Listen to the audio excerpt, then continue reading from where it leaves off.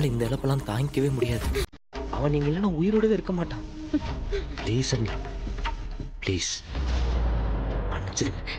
மாறா, நீங்க எதுக்கு என்கிட்ட மன்னிப்பு கேக்குறீங்க? நீங்க எந்த தப்புமே பண்ணல. உங்க குடும்பத்துக்காக ஒரு பெரிய தியாகத்தை பண்ணிருக்கீங்க. அத புரிஞ்சுக்காம ஆக்சிடென்ட் பண்ணதை நீங்க தான் நினைச்சு நான் தான் தப்பு பண்ணிட்டேன். நான் உங்களுக்கு நிறைய கஷ்டத்தை கொடுத்திருக்கேன். நீங்க தான் மாறா என்ன மன்னிக்கணும். ஐயோ அண்ணி, என்ன சரிங்க. உங்க அண்ணனுக்காக எல்லாத்தையும் நீங்க பொறுத்துக்கிட்டீங்க. ஆனா நான் என் அண்ணன் மேல இருந்த பாசத்துல உங்களை எதிரியா பார்த்தேன், வெறுத்து ஒதுக்குனேன். ஆனா நீங்க உங்க அண்ணனோட வாழ்க்கை நல்லா இருக்கணும்னு எல்லாத்தையும் பொறுத்துக்கிட்டீங்க. உங்க தியாகம் தெரியாம நான் என்ன மன்னிச்சிருங்க மாறா. என்ன நீ பெரிய வார்த்தைலாம் பேசிக்கிட்டு அதெல்லாம் ஒண்ணும் இல்ல. நீ இந்த இடத்துல யாரா இருந்தாலும் அப்படிதான் பண்ணிருப்பாங்க. இழப்பு உங்களோடது, முடிவெடுக்க வேண்டியது நீங்கதான். நான் எப்படி உங்களை மன்னிக்க முடியும்?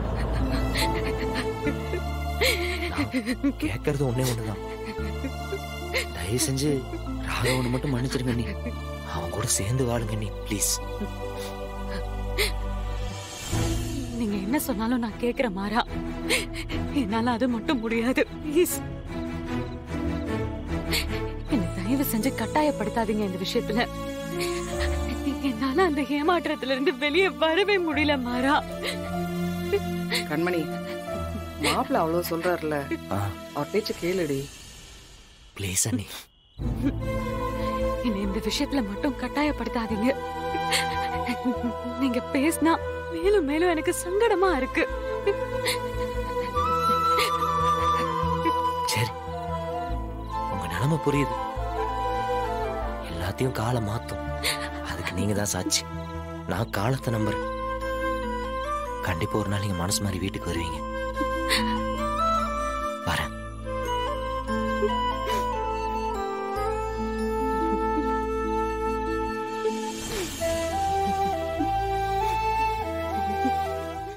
நாம தான் கொஞ்சம் பொறுமையா இருக்கணும். இல்ல வீரா, உன் அண்ணன் சாவுக்கு இத்தனை நாளும் அவ மாறன் தான் காரணம்னு நினைச்சிட்டு இருந்தா. அதையே அவளால மறக்க முடியாம தான் மாறன அவ்வளவு வெறுத்து ஒதுக்கணும். அதுல இருந்து அவளை மாத்துறதுக்கு நம்ம எல்லாம் எவ்வளவு கஷ்டப்பட்டோம். இப்போ அப்படி இல்ல, உன் அண்ணன் சாவுக்கு ராகவன் தான் காரணம்னு அவளுக்கு தெரிஞ்சிருச்சு. அவ எப்படி அதை மாத்திக்க போறா? ராகவனை எப்படி அவ ஏத்துக்க போறா? மாறனை மன்னிச்ச மாதிரி ராகவன் மாமாவே கண்டிப்பா மன்னிப்பா.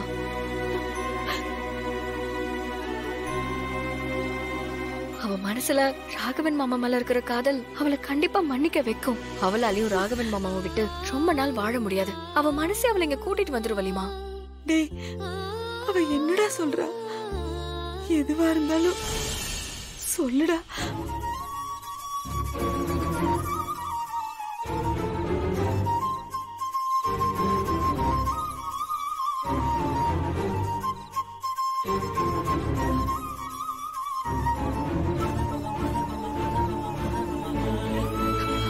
பாத்தீங்களா, அவ மனசுல இன்னும் நம்ம குடும்பத்து மேல பாசம் இருக்கு. கண்டிப்பா அவ திரும்ப வருவா. என்ன நம்புங்க வள்ளிமா. அவ திரும்ப இந்த வீட்டுக்குள்ள வந்தாதான் எல்லா பிரச்சனையும் சரியாகும். இல்லன்னா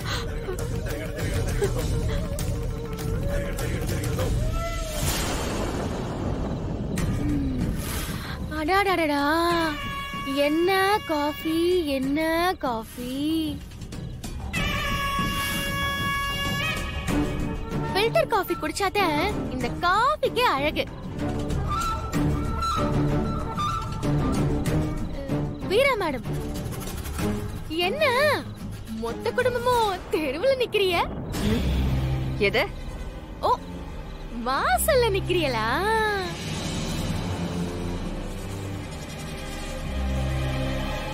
ஆமா அக்கா, நீங்க அன்னைக்கு சொன்ன 10 நாள்ல 7 நாள் முடிஞ்சிருச்சு. இன்னும் 3 நாள் தான் இருக்கு. எப்பக்கா என்னை இந்த வீட்டை விட்டு விரட்ட போறிய?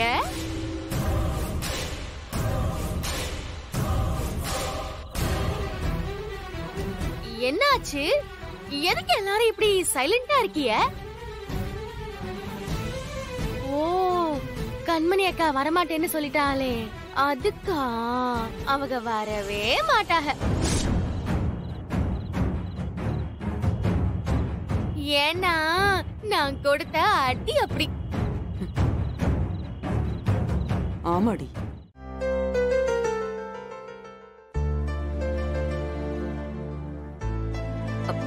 மரா, ம், ஒரு நிமிஷம் இங்க வாயேன். என்ன? பாரிஜாதம் புத்தம் புதிய மெகா தொடர் செப்டம்பர் 8 முதல் இரவு 9:30க்கு உங்கள் ஜீ தமிழில்.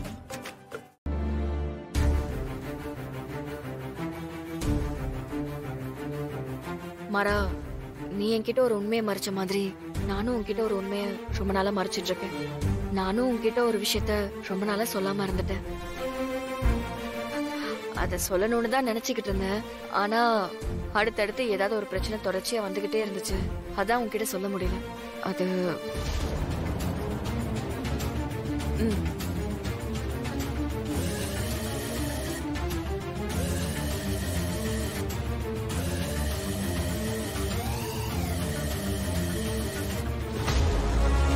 இந்த சிசிடிவி ஃபுட்டேஜ் என் அண்ணனுக்கு ஆக்சிடென்ட் ஆறதுக்கு முன்னாடி உங்களோட அம்மா சமாதிக்கு பக்கத்துல ஒரு கடையில இருந்து எடுத்தேன். உனக்கு தெரியாம யாரோ உன் காரோட பிரேக் வயரை கட் பண்ணிருக்காங்கடா. அதனாலதான் ஆக்சிடென்ட் ஆயிருக்கு. ஆக்சிடென்ட் ஆனதுக்கு நீயோ இல்ல மாமாவோ காரணம் கிடையாது. இந்த பிரேக் வயரை கட் பண்ணி விட்ட ஆள் தான் காரணம். நீ இந்த வீடியோல பார்த்தல, இத பாரு.